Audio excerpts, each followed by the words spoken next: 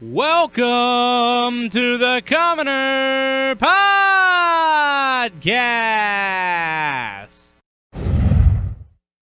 Oh, my hot take today is that family and friends should talk about religion and politics.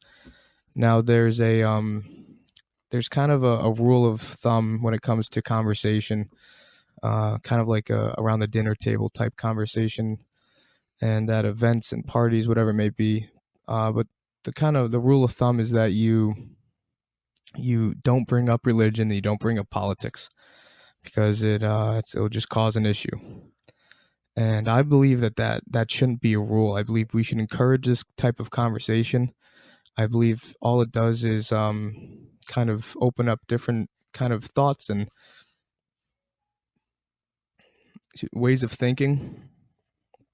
And by doing this, it almost is sheltering in a way. I mean, some people only hear one point of view their entire maybe teenage or young adult life, and we shouldn't have that. I think we should introduce this type of almost awkwardness of differing thought. I mean, what do you guys think?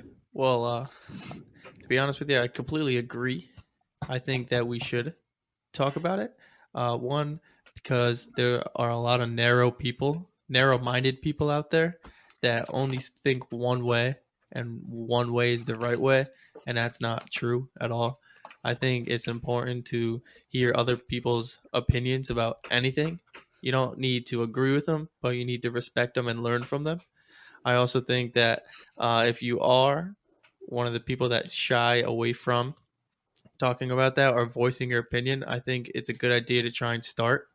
One, because the best way to grow is to be uncomfortable. So if you're uncomfortable in a situation, you'll be able to gain more knowledge. Well, I think that it's important to talk about it, and it's easy to say it's important to talk about it, but the truth of the matter is, like, people just don't want to talk about it. It reminds me of like a modern day civil war occurring, but we're just living amongst each other. Like, there's so many radically left and right people in terms of political parties, and there's so many different religions like coexisting. And we do coexist for the most part. Like, I'm sure everyone can think of a relative that's, the opposite, believes in opposite things, opposite values that you believe in, and you still, you just avoid talking to them about it, which isn't necessarily the best way, but that's just what people do. But it definitely is important to talk about your beliefs and what you agree on and what you disagree on with people, especially people that you care about. Thanks again for listening. We'll be back next